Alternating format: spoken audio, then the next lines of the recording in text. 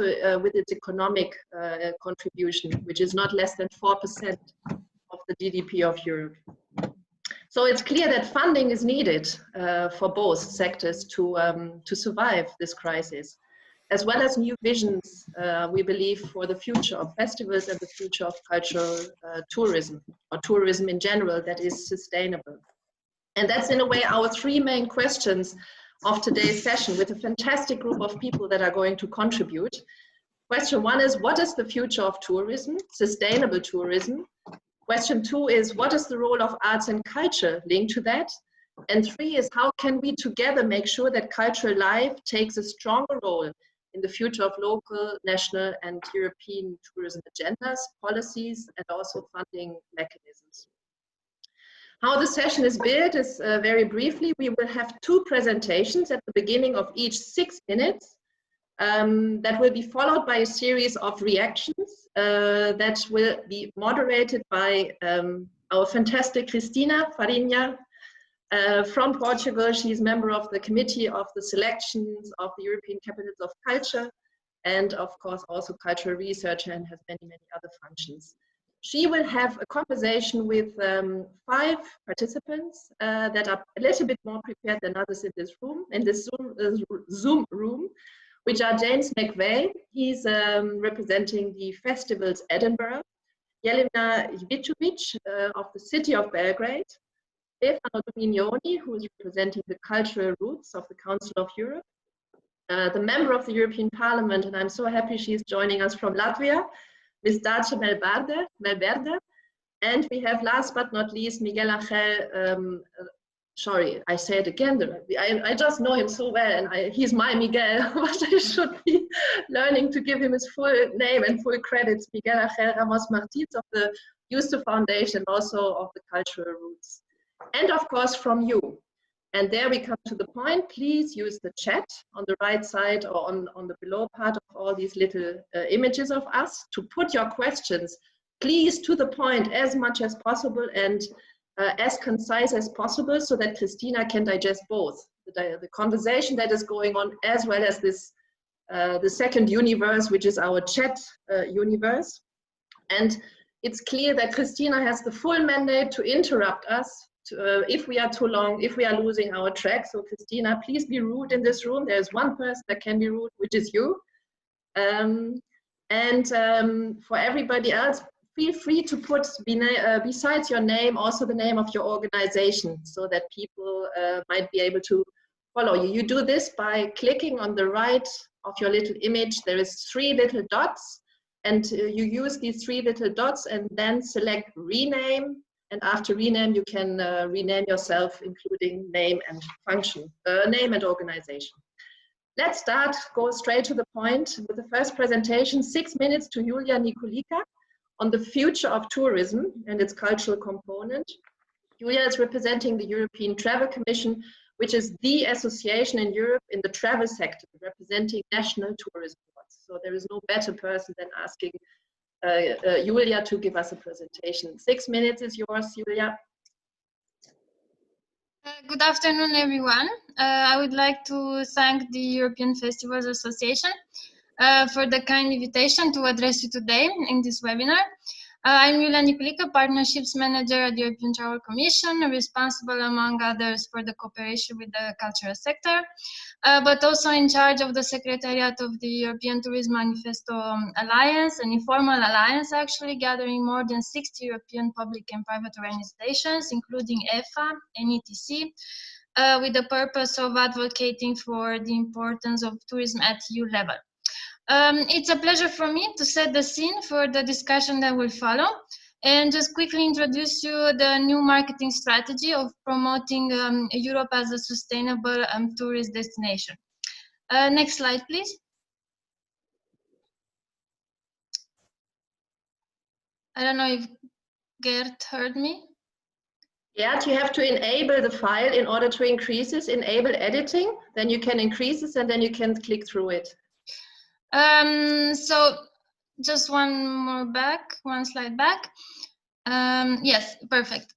This Horizon 22 marketing strategy was designed together with our members which are the 33 national tourism organizations of Europe, long before this crisis started. And it aims to build a distinctive image of Europe as a destination in long-haul markets to secure regional dispersion and create sustainable growth.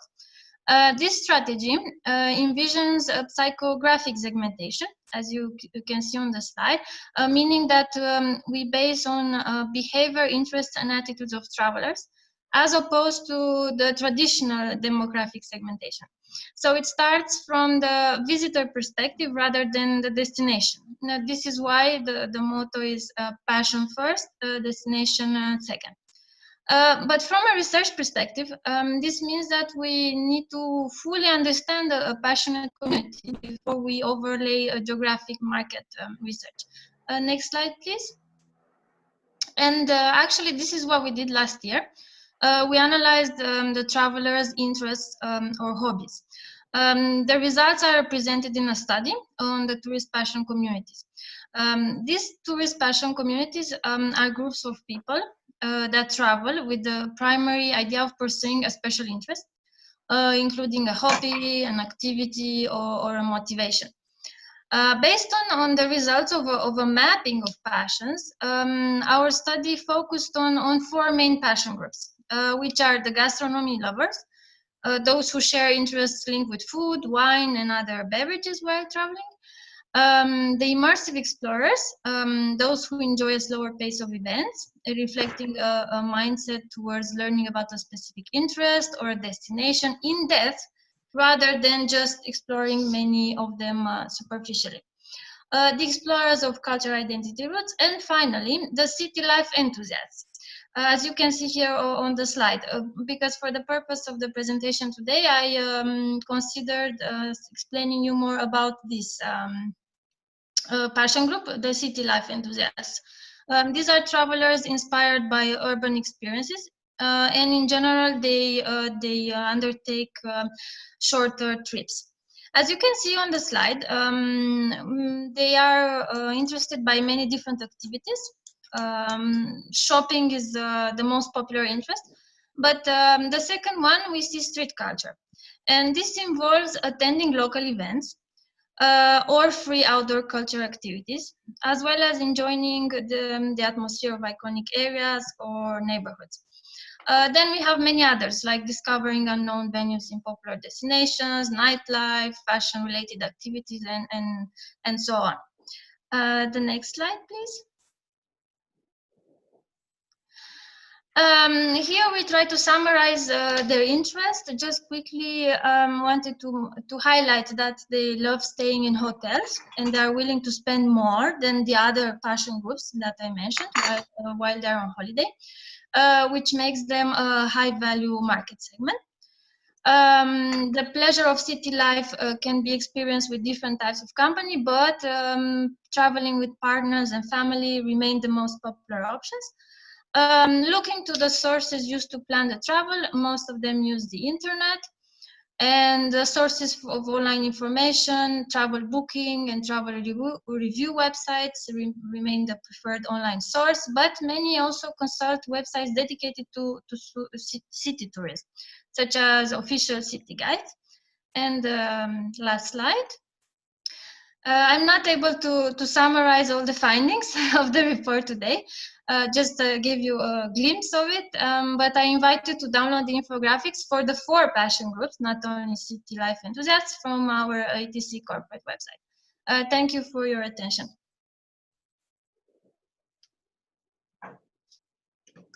Thank you very much, Iulia, for this general overview. There is indeed a lot of information in that study, so we welcome everybody. The website link is on the chat on the right-hand side to go and visit your website for your presentation. Clémentine Daubeuf is from KEA, our co-host of this session. KEA is a consultancy international policy design research center specialized in culture and creative industries. And Clémentine Daubeuf, you will bring us a little bit closer now to the topic, I think, of the practice and how cities connect with their cultural asset, because that's, I think, something that you've done a lot of research on. Please, the 6 minutes are yours.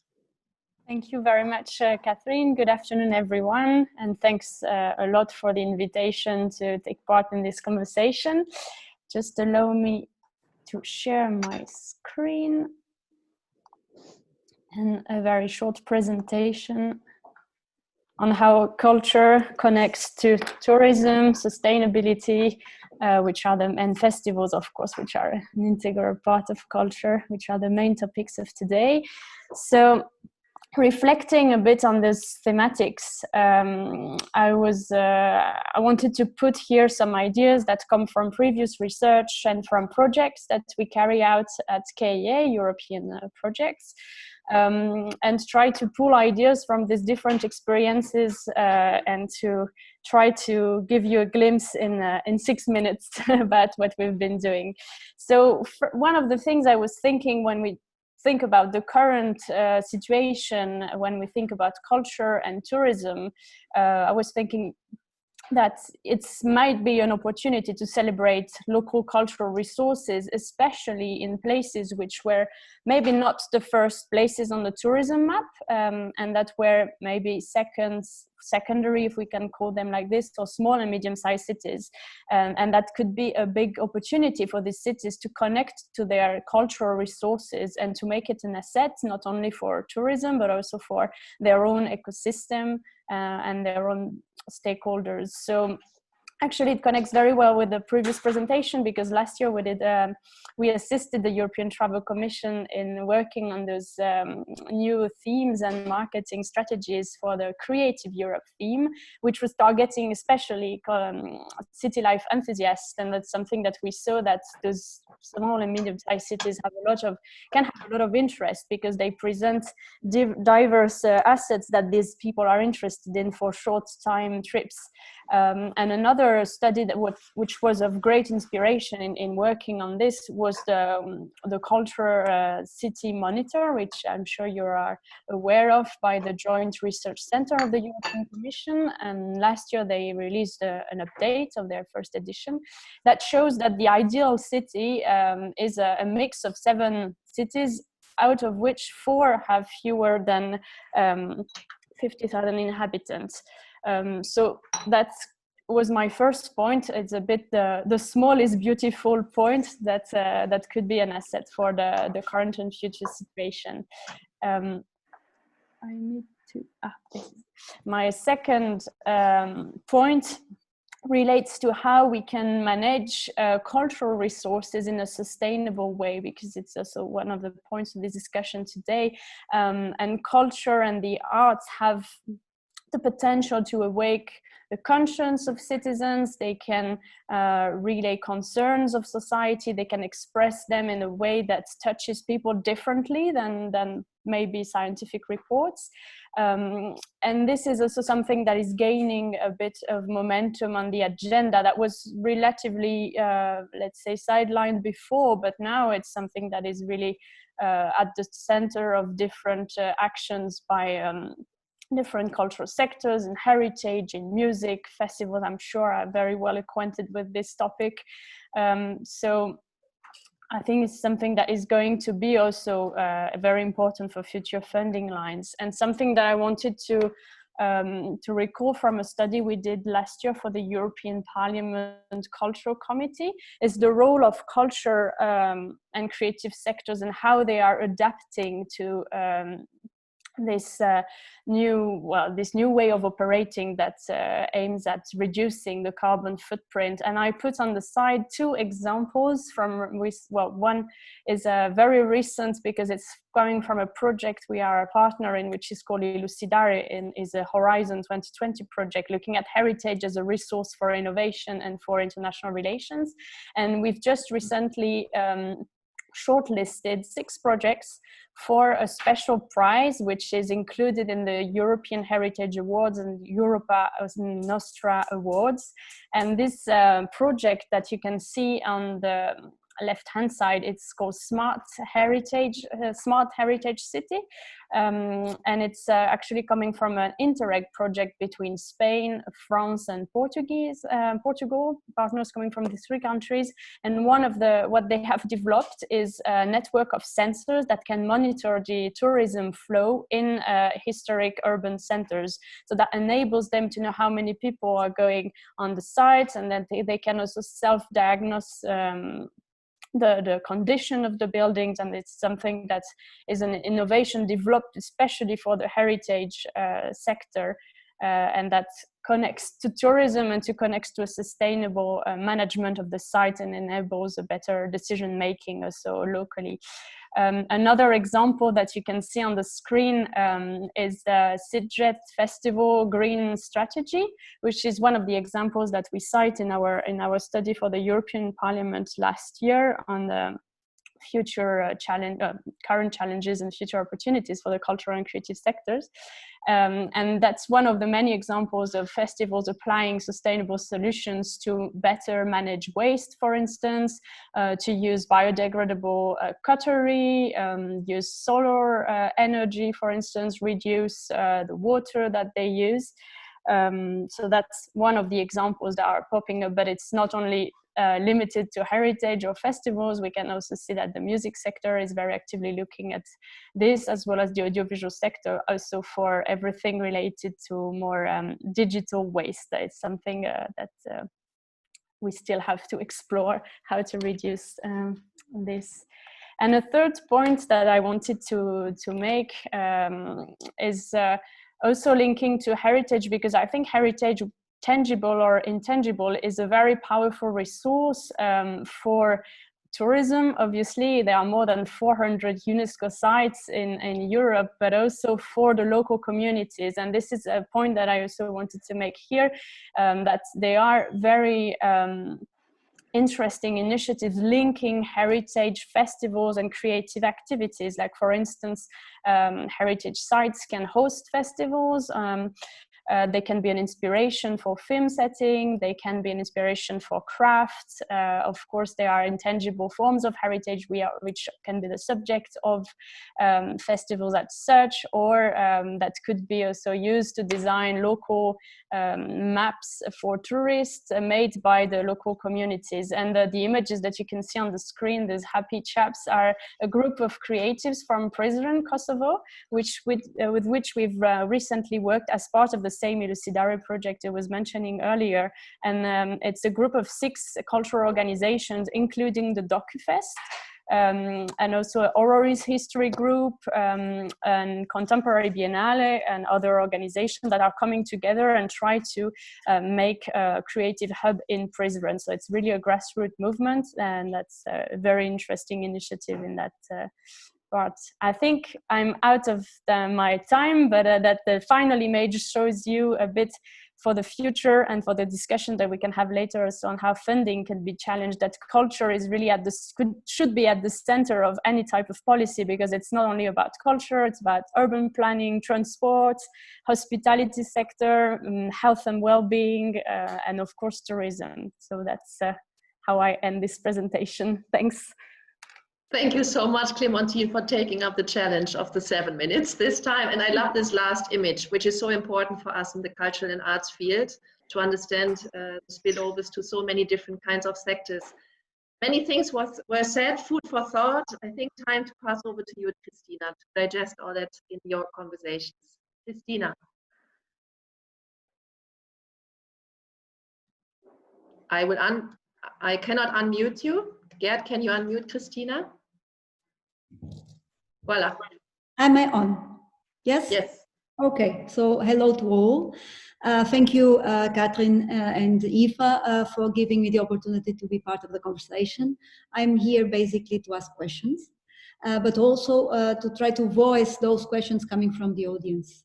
So I would ask you to please be as short, as concise when drafting your questions, to more questions than actually comments, simply because, I mean, I see here that we are already 90 participants. Usually it goes very, very fast on the chat. So I already forgive myself, forgive you that I will probably miss some of your questions. So please, as short as you are on your drafting, maybe the better I can spot you. We have heard the two first speakers that set the background from our conversation, also Kathrin's introduction with questions. So I would move on directly to our guests. And I will have, of course, to give the voice to festivals. So I will first address James. Hello, James. I mean, you come from Edinburgh, you represent Edinburgh Festival.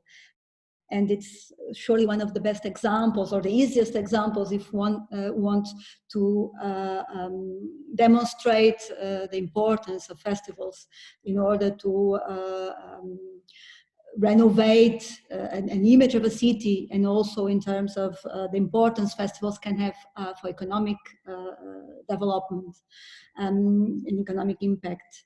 But nevertheless, COVID came, and I would say that there were already some signs that the model was somehow maybe coming to an end.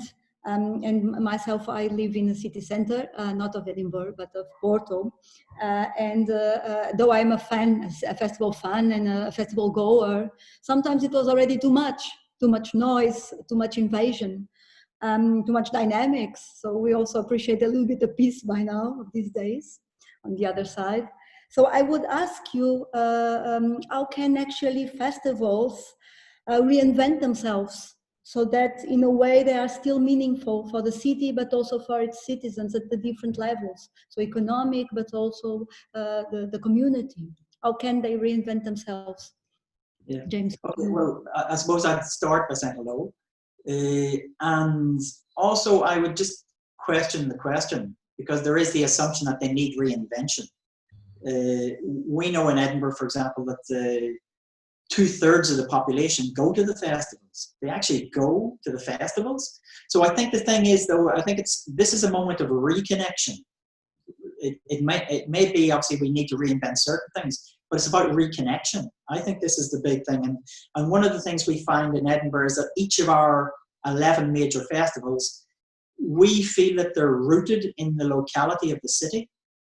They actually have a reason why they're here.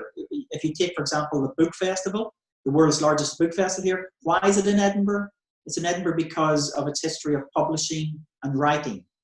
That story of why it was founded in Edinburgh may have got lost in its growth and in the growth of the city, because at the minute, we've got crazy numbers. But actually, this is a moment of reconnection. And this is what we're talking about, is how we can reaffirm the authenticity of the festivals. And I think this is the big buzzword that had been coming up from the tourism sector for the last number of years, is one of authenticity. And so this is what we're talking about, is reconnecting the authentic. Sorry, go ahead, Cristina. Well, I was just saying, James, this means a change in the way you address audiences, but also in the program. Yeah, but again, I think we have been building towards that. I'd say this moment is accelerating the process of change, the process of adaptation. And so, yes, we're doing all this at the minute. A lot of our work in what is a World Heritage City is about creating new experiences, not necessarily with the tourist in mind first and foremost, but just with the audience in mind. And I think this is one of the issues I find between culture and tourism. It's as if they're divided by a common language. It's the old Oscar Wilde quote, England and America are divided by a common language. When the culture sector says audience, the tourism sector says visitor. It's essentially the same thing. We're talking about people wanting to go to see something. And so when we try to create, in the program sense, we're trying to create experiences. And we're actually trying to animate the city. And I think there's an interesting thing as well, is what festivals can do for the tourism sector is continually reinvent the city. So a heritage city for the tourism sector, you may go to it once, and that's it. You kind of ticked it off your list. What festivals do is reinvent, constantly animate a heritage location in a contemporary manner. And this reinvention means we get, for the tourism sector, repeat visitors. And that is the holy grail of the tourism sector, repeat visitor. And what we're noticing though is this idea of authenticity and experiential is now going to be joined, and again I think this is being accelerated in the current moment, by desire for responsible tourism. And I think this ties in with what both Clémentine and Iulia were saying, this idea of the psychographics of behavior. People are going to want to be more responsible, and citizens in their own city are going to want tourists to be more responsible. And so I think this idea of responsibility is going to tie into a trend. And again, we're just thinking about this at the minute, but we think the trend is going to be for what we're going to term, we're making it up as we go along, but we're going to term deep travel. And what we mean by deep travel is people that stay longer, explore further, and be responsible. And so in that sense, then, what the festivals are trying to do for the city is we're trying to move away from the one-night stand, if we're talking about relationships, move away from the one-night stand to actually falling in love. We want people to come, stay longer, fall in love with the city. We want relationships. And so this is where we think the festivals, because again, festivals are all about social interaction and relationships. So we think this idea of deep travel is going to be the future, where festivals are going to play a key role in moving away from the superficial to the deep. Okay, very good. Thank you, James. I will now move on to Jelena. Jelena is coming speaking on behalf of the Fortress of Belgrade. So I will ask you as well, from your point of view, from your angle, how can the city cultural landmarks realign their strategies?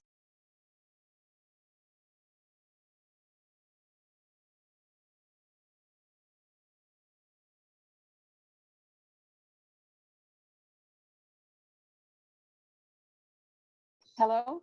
Hello. Sorry, I'm on Zoom on my mobile phone, and I had another call, so I didn't hear your question.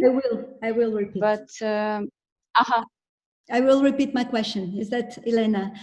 Okay. So you're speaking on behalf of the Fortress of Belgrade, and we would like to know how the city culture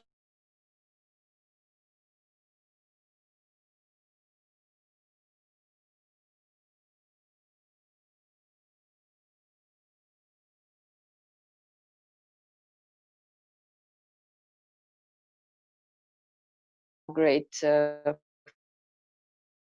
fortress. So we're not a cultural institution, but of course, the concept of Belgrade Fortress and Park Kalemegdan, which represents the core around which today's Belgrade was developed.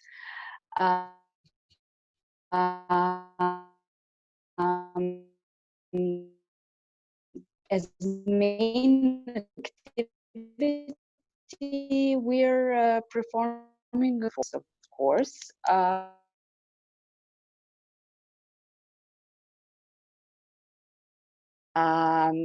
So we are, how do I say that? We are like a host for festivals, for manifestations, for exhibitions, and we offer them our public space.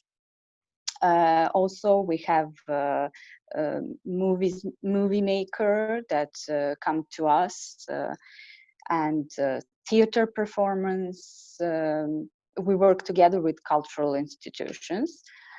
I can speak something about innovations we implemented. I think they're very important. We developed a mobile application last year, and we found that application, and our users found this application very useful in this Corona time, because you can visit the fortress. Users were able to visit the fortress from their home It's like a virtual tour. And I must say something about festivals and manifestation. This year for us is going to be, I think, even better year than the last one. Yes, because many organizers are coming to us because they want to organize an event on open space. So we have a lot of festivals. We have a Serbian-Italian festival about film, and we will have some music performances in the open. So I think, yes, I think this year is going to be maybe the same as the last or even better. Thank you, Jelena. And good to hear that there are also opportunities coming from the pandemic. Yes. I would like it was not expected. I would like to address now Stefano Dominioni. In the same way as I addressed festivals, and despite the fact that the cultural roots were already somehow a metaphor for slow tourism, meaning sustainable tourism, still some routes were already quite famous, and myself coming from the city of Porto, I'm lucky enough to have a cultural route, the Camino, the St. James Way, crossing the city, and actually the city is an entry point to that route. And from our perspective, well, let's say the residents that live nearby, the route was already looking very much like a highway, very much crowded. I know it's not the case with all the cultural routes, but my question to you would be, is this a chance also to a change of paradigm in what relates the target audiences of these cultural routes? Is there a role now here to change also the way promotion of these cultural routes is conceived and the target audiences? We will maybe go from marketing to more a concept of audience development. Stefano, please. Yeah. Well, thank you very much, Cristina, and thank you, Kathrin, and the organizers for inviting the Council of Europe and our cultural roots. I would like to say also hello to Miguel and Clémentine from the Charles V cultural route, one of the certified cultural routes of the Council of Europe. For those who don't know the program, Cristina mentioned the Santiago de Compostela pilgrimage routes. This is a well-established and widely known cultural routes, but it's only one of the 38 certified routes by the Council of Europe over the years. So it's a 30-year-old program that started in 1987, but today has certified routes in most of the Council of Europe member states and beyond, touching over 60 countries worldwide, mostly in Europe. But because of history and European tradition, expanded, and the relationship with the world has expanded beyond our borders. So the cultural routes are basically an invitation to travel and to experience our wonderful heritage at European level, in the arts, in the religion tradition, in architecture, music, famous historic periods of our civilization. They are very different from, let's say, traditional forms of tourism because they are, first of all, networks of members, mostly cities, but also museums, cultural institutions, local authorities that establish themselves into a legal organization and promoting a concept, a European cultural concept. So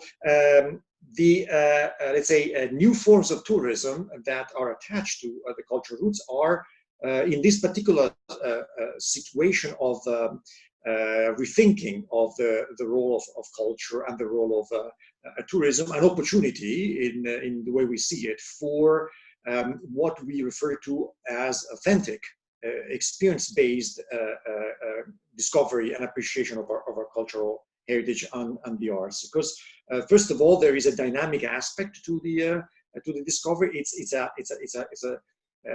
voyage across space and time, touching different destinations. There is a common thread, that is the let's say architectural heritage of Europe, for example. If I want to quote one, in Portugal, for example, Transromanica, Rota do Romanico is a very important historic heritage, but it connects also Portugal and Spain to other countries that have been touched by the same heritage. So experiential, authentic, local, very much local, very much linked to participatory, let's say, contacts with the population, because cultural routes go through rural areas. Most of them, 90% of our routes do not, let's say, go through capital cities. They go to the our most, let's say, authentic heritage that belongs to the regional experience. So it's sustainable, it's local, it's authentic, and in this particular time of let's say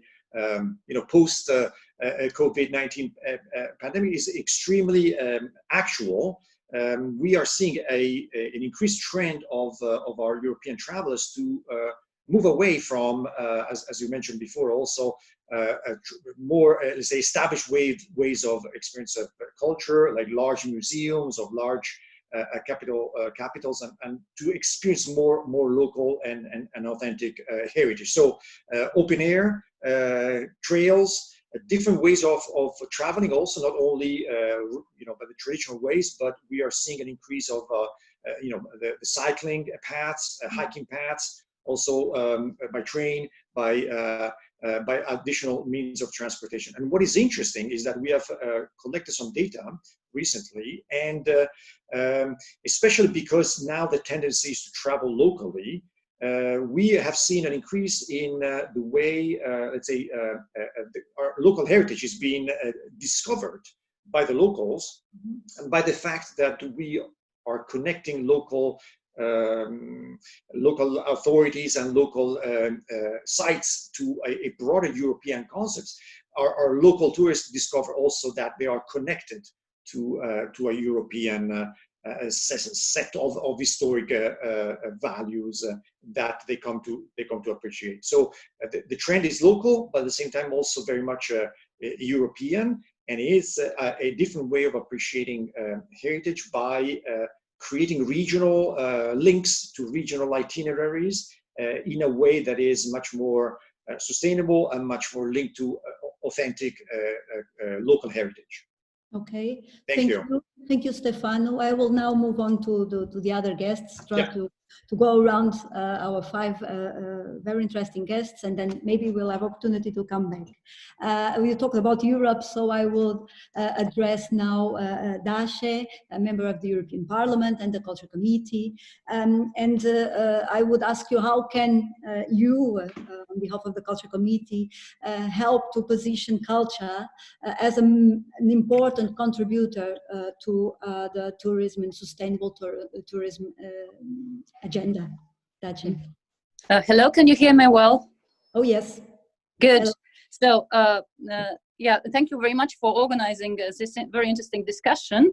And first remark from my part is that when we speak about culture and sustainable tourism, we have to realize that these are two-way relationships. And there is no sustainable tourism without sustainable culture. Culture is at the heart of sustainability in tourism. And when in the light of COVID-19 crisis, we speak about saving tourism industry and hospitality business, we equally have to stand for saving European culture. So, and in this light, culture should be seen both as a resource for tourism and economic development and as a value per se. If we only exploit culture and we don't invest, or we stop investing in culture, so Europe risks to lose its main advantage in global tourism and culture market, and it is its excellence in culture.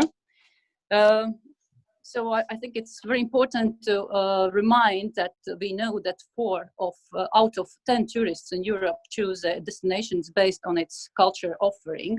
So I believe that both culture operators, artists, the whole culture community, and tourism as an industry, we are in the same boat. So there are already notable examples of EU initiatives that have positive impact to both to culture and tourism at all levels. So I will start with European Capital for Culture. So I myself, I was a Minister of Culture in 2014 when Riga city was a capital of culture. So, and we saw very well this and we still see this long-term positive effect. That it not only increased the tourist number of tourists to Riga and to Latvia, but it also gave a positive impact in initiating new cultural activities, because it was a good platform to engage artists, culture operators in partnership with entrepreneurs and tourists to set up new products, to open new cultural spaces and new tourism spaces. So that culture roots of the Council of Europe were very well covered by the previous speaker. I'm not going to come back to that.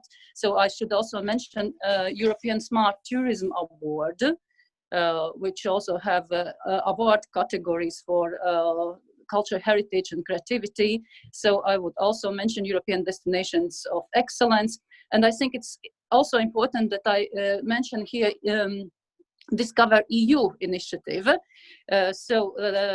In the period 2018 to 2020, the EU programs provides around 70,000 travel passes for young people to travel across Europe. And I think it's important that we use this opportunity to encourage young people to discover new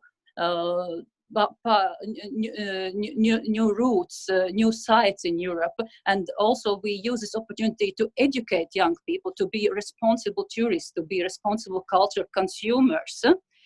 Then I believe synergies among different EU sectors are very, very important, because we feel short in direct financing, both for culture and for tourism from EU budgets. So it means that for us it's important to advocate culture, tourism elements in the different programs. And here again I can just mention some positive examples, and we have to build on them. So investments in culture infrastructure, in culture tourism infrastructure are very, very important.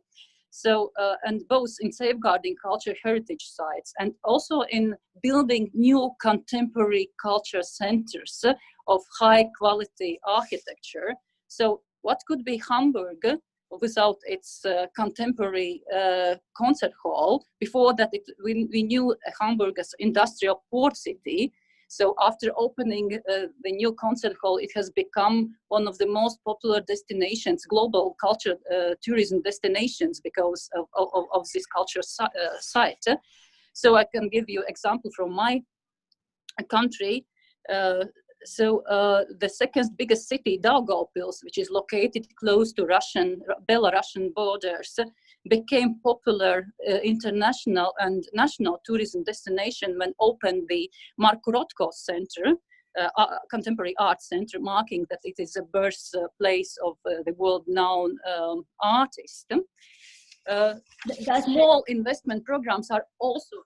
Yes. No, I was just saying you're really making the case for the importance of culture, but I think we are also all keen to try to listen from you if you see any opportunities that all the support that has been given to tourism now for the recovery can also be touched by culture somehow, so that culture can benefit also, so that this importance that is very clear to you and maybe for all those here in this room will be also clear from those that are in charge of tourism and in charge also of defining the budgets. Yes, and I'm currently also preparing an opinion for the file on establishing an EU strategy for sustainable culture, where I can highlight some points which are important. And then one of the points is exactly that we need a right balance. So first of all, it's important to fight over tourism, which we can observe in many cities, and to use these tourism programs to encourage to open new cultural sites. And the second point where we need a balance is related with incomes and investments. So it means that we encourage tourism providers to take care more also on investing in cultural sites and in supporting culture operators. I believe that partnership is a key word when we speak about both cultural and tourism programs. So education can also play a role in sustainable tourism.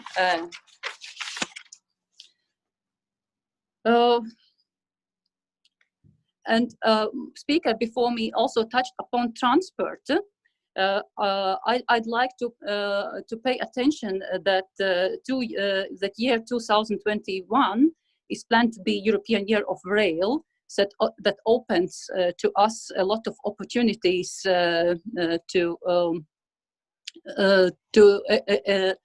promote culture in tourism agenda. Okay, thank you, Dace. You have, in the beginning of your intervention, referred to something very, very important. That is actually the need for having also sustainable culture sector, and the pandemic has really hit hard in terms of the situation, the already precarious situations of workers. So therefore, this is also very crucial that we have in mind. I would like now to address our fifth guest, that is Miguel.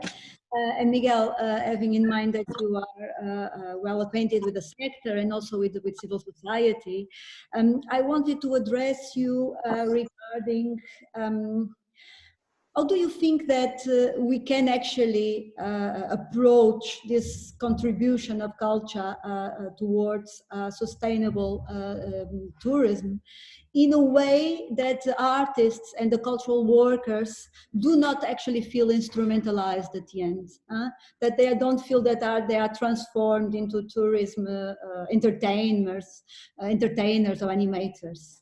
How that it can also still be meaningful for culture operators to be part also of this agenda. Well, thank you very much, Cristina, and also thank you very much to the European Festival Associations for inviting me to this event and to this meeting, talking about very important issues for us as foundation, as the Yuste Foundation I represent, also as the Carlos V Cultural Route, certified by the Council of Europe, and also as member of Sol for Europe, where I see many members here also present in this meeting. Well, first of all, we have to take into account the situation in which we are right now. If we talk about tourism and international tourism, we are expecting a drop down of between 60 and 80% of tourist movement at the international level in the following weeks, months, which is taking us to a dramatic situation. But this also shows us a new tendency, which is, let's say, the developing of a more domestic and more proximity tourism. And maybe we have to start to adapt into this new situation, mainly because of security, and I'm talking about healthy security, which is putting us a new factor that we didn't count too much about before, and also on building trust among the visitors or, let's say, audience. I like the connections that James made before between audiences and visitors, because this takes me to the next point, is that we have to bear in mind that culture and tourism are very strong related. We mainly work in the field of heritage, cultural heritage, because most of the places we work in our route are, let's say, have a cultural heritage as a main attractive. but there is always something lacking, and it's the cultural sector itself.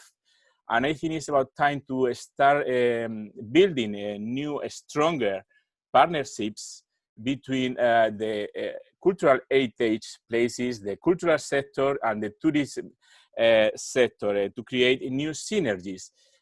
For me, this is the only way where we can really start thinking on a new model, because now we will have to build up a new model about what is the classical tourism and the classical cultural, but also about what people is starting to demand now because they are scared of just traveling or participating in cultural events.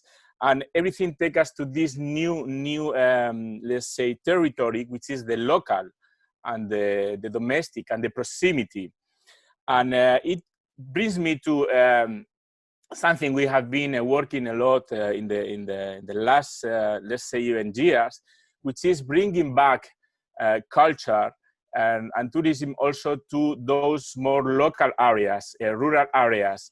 And it's what people are starting to demand now in the tourist sector. They are now demanding to go to more specific, isolated areas where they don't have too much people.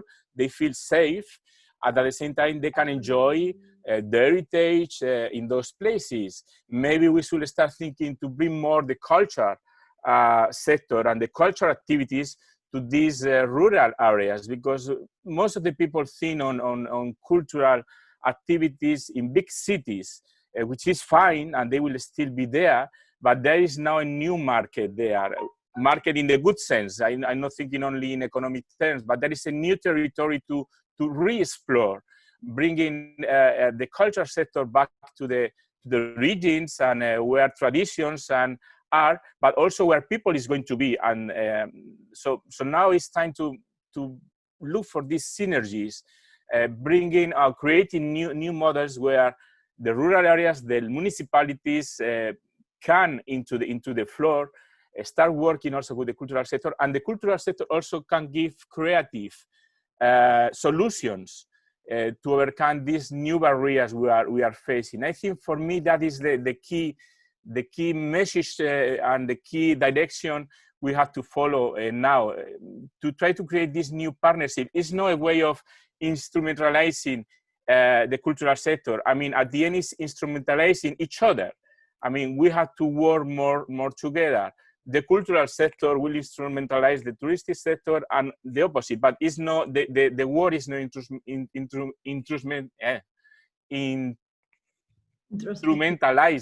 the thing, but it's more about creating new synergies and partnerships, and also looking at those new spaces that are becoming more important in citizens' life, which is the rural and a more specific local places. Okay, well, thank you, Miguel. We still have a few minutes, right, Kathrin?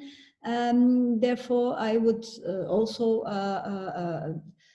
urge you to write your questions if you have any. I could also pass the floor to our participants. Nevertheless, I would, and after all these 5 interventions, I would maybe like to go back to Iulia. Iulia, you talked about a study. You presented these results, but are there any strategic recommendations? And also in view of what you just heard here, are there any strategic recommendations for cities, but also for the cultural operators? So from the tourist side, the tourism side, what type of advice would you also give to all those festival organizers and cultural promoters that are here in order to be able to create these partnerships that we talked about?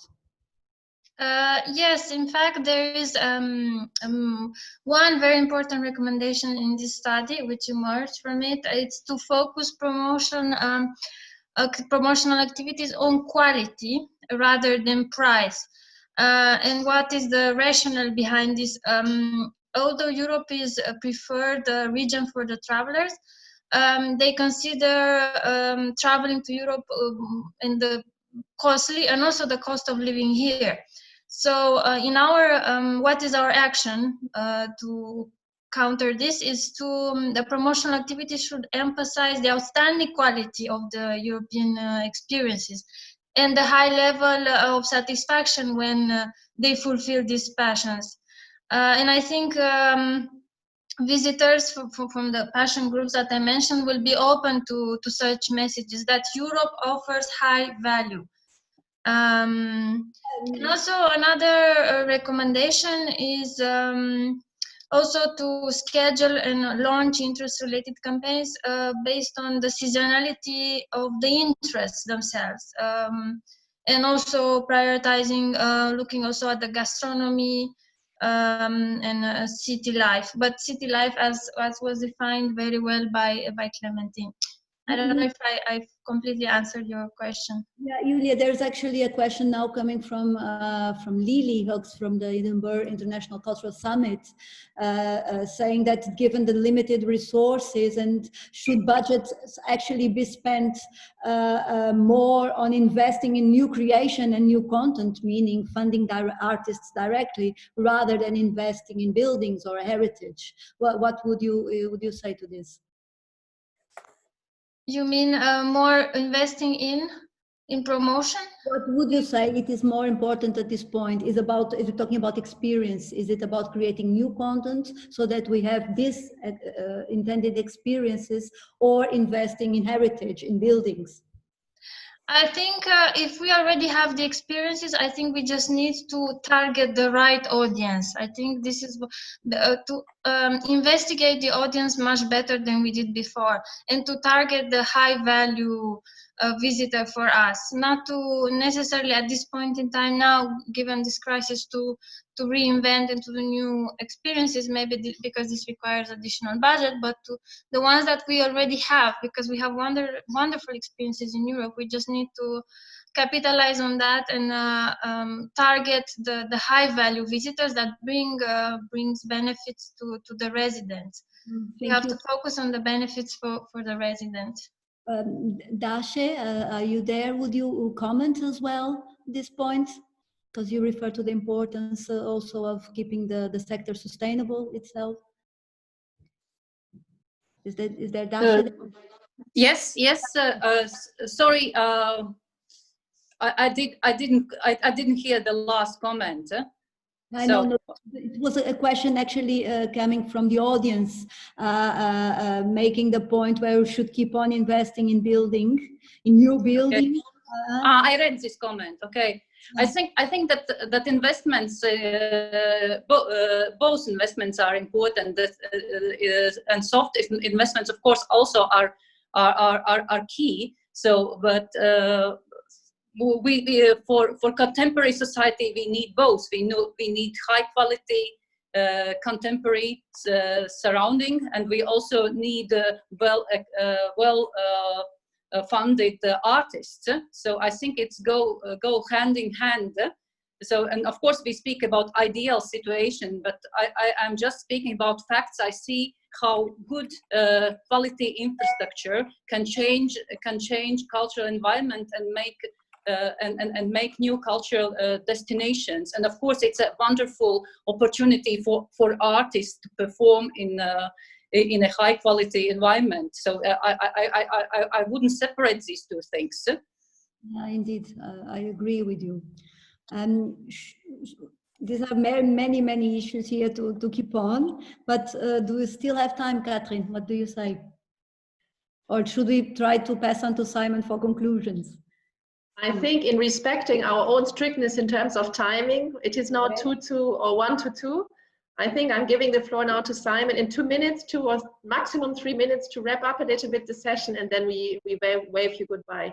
Of course, this room chat can still stay open. This room can still stay open for all those ones who would like to continue being in touch. But let us give Simon the opportunity to wrap up until here. Thank you so much, Cristina. Thanks everyone until now for this inspiring conversation. Simon.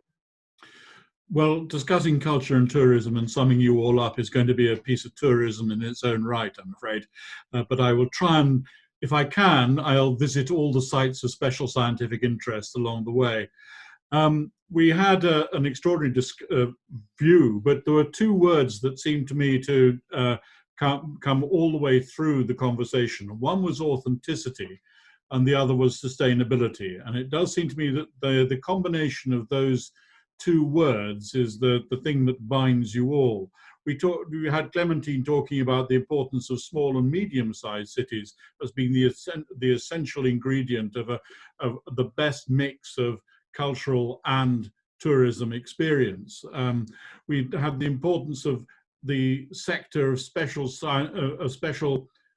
sector-specific sustainable practices, where you take the cultural experience and you make it into itself a sustainable piece of activity. The importance too of monitoring tourism flows in historic centres, so that you can get a balance between the people who are visiting just to look around and the people who are actually spending some time there and want to have a deeper experience of it. The way that culture and the arts can be essential to economic and sustainability planning of the urban space, and indeed in the rural spaces too. The question about how festivals can reinvent themselves, James McVeigh had a very good point, that it was about reconnection, that the moment there was a sense of disconnect now between the tourists and visitors and local populations, and that there needs to be a reason for a festival to exist, to reaffirm the authenticity of the festival in the tourist experience. And that the tourism sector talked about them as visitors and the festivals talk about them as audience, and effectively that's the same thing, but slightly different emphasis. He also said that festivals can reinvent, and in fact need to reinvent the city to get repeat visitors, people who fall in love with the city, not just come and look around, take photographs, stick them up on social media and go away again. That idea of too came through about the idea of citizens were wanting tourists to be more responsibility, and the idea of deep travel, exploring further, staying longer, behaving responsibly. We had from Belgrade the idea that people were, it was actually going to have a better than usual year this year in the fortress in Belgrade, where, by the way, I read my poetry back in 2009. It has its, you can have a virtual tour, but more than that, you've got open spaces. So those open spaces are going to come into their own. Stefano talked about the cultural routes, so they are an extraordinary network of 38 different routes. And the idea about the role and authenticity of tourism was at the root of them too. It was a voyage across space and time, that all types of landscapes and cities, that increased the way that heritage is being discovered by locals themselves, who are going much deeper into the history and stories of their own landscapes and places. And we also talked about Dace talked about the importance that it's becoming at the European policy level, that the sustaining culture is automatic if you're going to sustain hospitality, that Europe's main advantage in the tourist market worldwide is its culture, and that 4 out of 10 tourists choose where they go on the basis of the cultural and artistic offering. She talked also about the importance of the Discovery U program with 70,000 travel passes for young people, and then getting your youngest people in Europe engaged in the idea of what the continent has to offer. And we had Miguel talking about health security and the need to start building stronger partnerships across tourism culture, and bringing cultural tourism to more isolated places that are less crowded, that have the ability of health security within that. And also finally, and perhaps this is a very good note to end on, Paolo Sorsini saying that we should add culture and the arts into the UN's the Sustainable Development Goals. And that absolutely is crucial. I think if we can get into the world networks of world organizations, the intergovernmental organizations, the idea that if you want a sustainable world, you also have to have a sustainable culture and the arts, then we'll be doing a very good job. Wonderful, Simon. Thank you, everyone. That was a fantastic summary, I think, of a lot of very rich comments and contributions that were made. We are going as European Festivals Association to continue with this series of talks On the one hand, it is important for us as a festivals network to bring our community of festival makers together. That's the core since almost 70 years of EFA. But at the same time, I think it's very, very important, and even more maybe now, to connect with the voices of artists, to connect with the voices of city makers, urban planners, to connect with sponsors, with the healthcare sector, with the tourism sector. And I think that this is the time maybe to not produce too much new content, but to connect different contents, bring them together, and in a way pursue a common goal, which is to offer again a public life and a public space for people to come together in health and in peace and in solidarity. So thank you all for your contributions. The next session is on the 19th of June, which is in 2 weeks' time, again Friday, 1 o'clock, and it will be dedicated to our joint tasks of festival cities for Europe. What can we do as festival cities for the European project and the European integration process? Please feel invited. Please feel free to use this Zoom space. We are not locking it down. Thank you all for coming and joining. Thank you, Cristina, a wonderful host as always. See you next time in 2 weeks' time. Stay well. Bye, bye, bye, bye.